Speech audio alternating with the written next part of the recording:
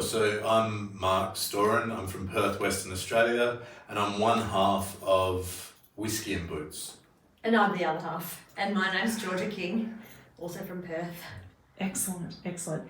Can you tell me, collectively and maybe individually as well, what your creative discipline interest is? Performance, primarily. We started in traditional theatre,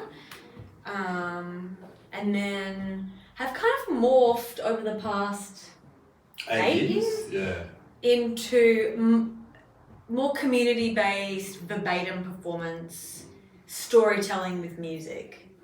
I would say. Yeah. With this interactive, again, as you know, Meg, it's a little bit hard to describe in a succinct way that explains what it is. But the crux of our practice, theatre, traditional theatre background, but now it's in this more kind of storytelling, performance, community-based. Yeah, I guess we've taken our skills as performers, performance makers, teachers, musicians, and kind of like merged them together to create something that is kind of like a hybrid of all those things. And I think what we've done is we've come up with a unique performance experience where we go into a community for 3 weeks and we interview people, and then we use headphone verbatim music and storytelling to kind of like provide a mirror to that place or that community. So we kind of become conduits for the stories, and hopefully what it does is it creates discussion, empathy, spotlights our commonalities, and it's kind of a deeper way of working. There's a term that's been coined in Australia called slow touring. So it's like a much it's a much deeper engagement with people and place, as opposed to what Georgia was talking about. We used to be just theatre makers or actors for hire, and we'd go in and we'd do a show and then we'd bump out and then we go to the next town and do a show. So this has been a much more rewarding experience. Mm-hmm. Mm-hmm. Yeah. I love it. And I have got to experience some of it, and it's a lot of fun and also quite emotional. Listening absolutely. back to other people's stories. Yeah. Can you please tell me a little bit about your creative process? And I'm assuming that you both play different roles within what you create. So maybe collectively and also individually. Yeah. Yeah. I reckon it starts with an idea, and it's usually who normally comes up with it. Well, I think like mostly you've come up with the ideas, and then just recently I've probably come up with some ideas as well. But really, the ideas would have come very much from you. So I'll have an idea about like a community or a theme. Like stories about mums, stories about death, young people, home, and then I'll come to Mark. It's really convenient that we share a life as well, because I'll just go for a walk and have an idea and start thinking about it, then come to Mark and go, what do you reckon about this idea? And then we could just like jam it out. It could be this and what about that, and we start kind of brainstorming the potential of that idea. And then I guess what do you think happens? Then it's about trying to get money.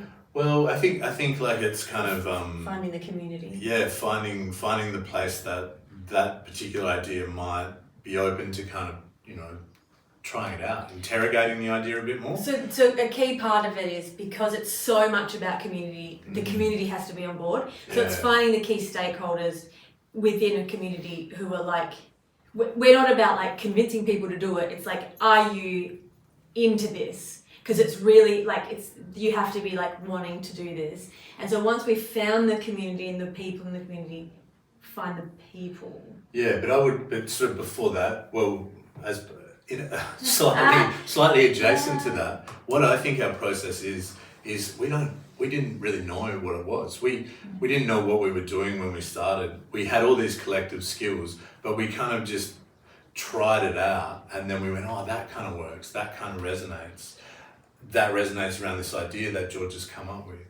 And we kind of started to put it all together that way. And then over the trial and error, over the kind of which is probably the same for all of us. Over the different iterations, we've created like a document, a model, and saying, okay, these things really work well. We know these kind of are working for us. this thing not so much. Oh, we discovered this other little component. So it's always evolving, I think, our process and our kind of idea about making. But the crux of it is, I reckon, the idea, the questions, what we want to interrogate about the theme and the place. Find the people, we sit down and interview the people for as long as that is, edit the story down, send it to them, make sure they're cool, and then bring it to the musician. So another part of our process that we haven't explored as much here is music. So we'd send the audio, or present the audio to the musicians. They'll come up with original music that goes with each speaker, each participant, and then we sort of put it all together. Yeah, so it's kind of like each response informs them another response, essentially. So it's kind of like a tiered approach, and I think our process is nimble, flexible, open. I love that. Yes, responsive. Yeah. And responsive, yeah. So thinking about all that, when we think about routine, like a lot of people think, to be creative, you have to have certain routines where, you get up at 5 a.m. and you do this until this time, and then this and this and this and this, and then you sleep, and then you... I'm curious about what your creative routine is. Also knowing that, you share a life together outside of your work. And I guess my question goes that extra for you as a couple. Like, how do you also separate your life from the work? Yeah. So what's your creative routine, and how do you create those boundaries around that for yourselves? Yeah, we've had to be really... question, yeah. I think that boundaries is a really important part for us, because it would be tempting to just talk about the work all the time. So we sort of have a rule of not talking about it until after breakfast. But that we break that all the time. But then it's good to have it there, because if one of us is just like, it's like, hey, we haven't had breakfast, come on. So we can check each other for that. And then sometimes if there's a lot backing up, we'll schedule a meeting. At 10 o'clock on Tuesday, 10 a.m. on Tuesday, let's sit down and talk about, and we'll put together an agenda and talk about, so that it's not at dinner time or other lifetimes. Yeah, I think we try and have a structure. We try and keep to that, and we have this kind of check-in, hey, my bucket's full. So where's your bucket at? Is it low, halfway, or full? If it's full, we know that we need to give each other a bit of space. I think we have different approaches to the processing. For Georgia likes quite a lot of structure and a plan. For me, I'm a little bit looser. So when inspiration strikes, that's when I'll capitalize on it, or I'll kind of want to work the most. But I've got to find that inspiration, and sometimes for me that is I have to go out into the place, look around, maybe do those things just sit and have a coffee and sit amongst the place, and then go, oh yeah, that thing, that idea Georgia had, I reckon it might work this way, and then I can come back to Georgia or the group and say, yeah, I've thought this, what do you reckon? Because our brains kind of work differently. It's a challenge. Yeah. It's a good thing, that we're quite different. Yeah. Because if we're both the same, it wouldn't be as interesting, probably. No. But it's a challenge in terms of a collaboration, because I want to move. Yeah, I want to move now. Let's do that. Here's the idea. Let's go for it. And Mark's I need to let it marinate and be inspired and let it permeate. And the other challenge, that's probably the other one, because our work is collaborative with a community as well, they're not going to be on the same schedule necessarily that we're on. So we just have to kind of wait until they're ready to share or have a story or what have you, and then we can go. But they have to be fitted into the routine. 100%. So I think that's why I sort of say our process is nimble, flexible, and open. It has to be. We can be rigorous where we can be, or scheduled where we can be, but we have to be. Yeah, we're on someone else's time often, and that's been a real learning for us, I think. Because they're not creative people either. Yeah. They're farmers, or they work at the bottle-o, or they run the pub or whatever it might be. So you have to fit into their schedule, and they don't know what we're doing. So yeah, but that's been really rewarding, don't you think? Because I think that elicits something else, and some of those informal exchanges are where you really get, you know, the deepest kind of connection, the like a really amazing story, because you're in an informal kind of setting. It's not sort of formalized so much, and I think that is another part of our process. We're very interested in creating access for people who don't otherwise feel welcome in theatre spaces or performance spaces, because our background is that, you know, it seemed unattainable to us, and then when we were in those spaces we sometimes felt like uncomfortable, so it's about comfort. We think theatre and art should be for everyone, yeah, and when it feels a bit gatekeepery sometimes, and we want to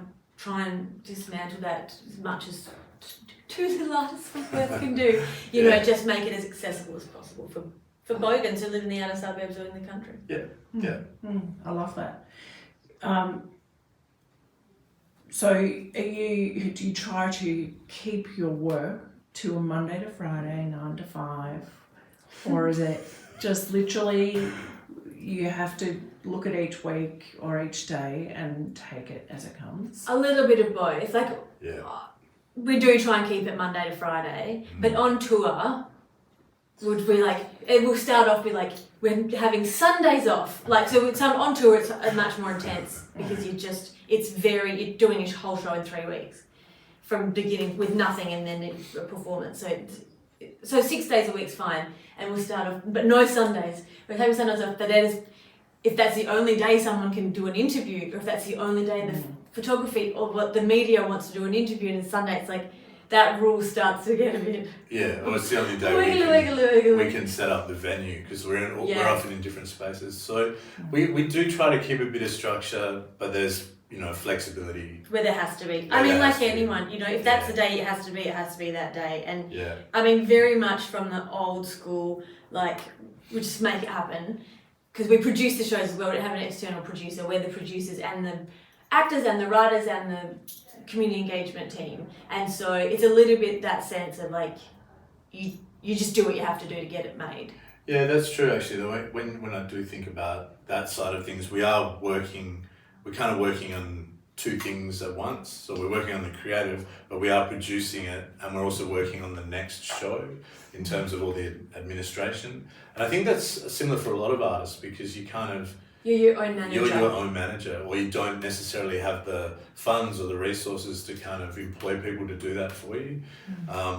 We're lucky in the sense that we do have a marketing person, so we can handle some of that. But yeah, I think we're kind of working all the time, trying to keep some kind of time off, but it's very hard. I think it is very hard. But I mean, when it's down to, when we're not on tour, or we do have some nice weeks where we've got space and time. And that's what's been so great about this place, is that it gives you the space to kind of really think about an idea, explore the idea. There's an intensity to it, but it's like everything else is taken care of, and that has been really nice, I think. Because in a way, that sort of being here has taken me back to the beginning of our process, when it really was you, me and two friends just kind of making it up, and it was just very, very spacious, because there wasn't a lot of buzz. We took longer too, also because it's one of those funny things where in the beginning you're just like doing it with the smell of an oily rag, and you're just figuring it out, and you haven't got funding, and you're not accountable to anyone, but like no one's getting paid properly. But you're also like, can kind of do what you want a little bit more, and you can be a little bit more like, what's the word? Be a bit more of a cowboy about it, because you're not answerable to anyone, because you haven't you haven't gone through the proper channels. Now that the bigger you get, the more success you get, you have to be accountable for all of the pennies that you spent and all that. So you have to be a bit more like structured. There's a bit more rigor around the structure, whereas at the beginning of the process, or discovering what the work was, we did have a lot of space, which was really nice, I think. And we'd all come into it from a place where we'd been working in a lot of that rigorous framework.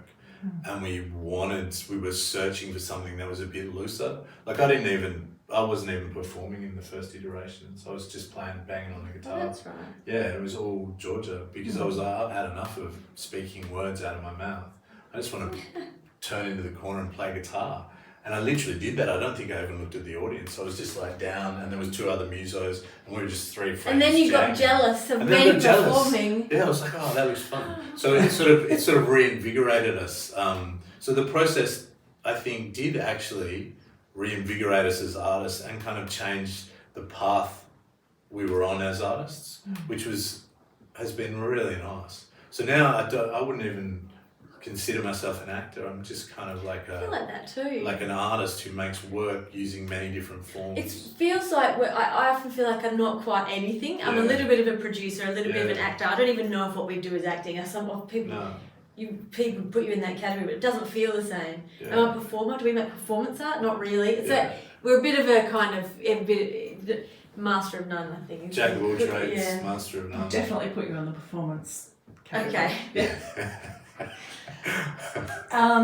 Tell me, if you were to meet someone at the very kind of early time of them choosing to live a more creative life Yeah. in whatever form, what wisdom would you want to impart?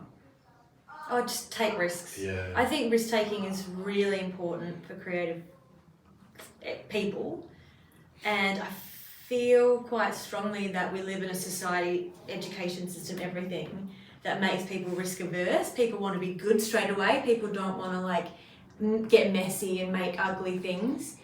I think it's really important. Like I wish we could dismantle that and that people could just throw shit up and who cares if it's bad to begin with. Or it continues to be, it doesn't actually matter. Be riskier, everyone. That would be what I would say. And people at the end of their careers as well. I think there's pressure once you've got to a certain level that you have to the pressures to be good all the time. And then I think you're too careful and too safe. Yeah, I would say it's in a similar way to Georgia.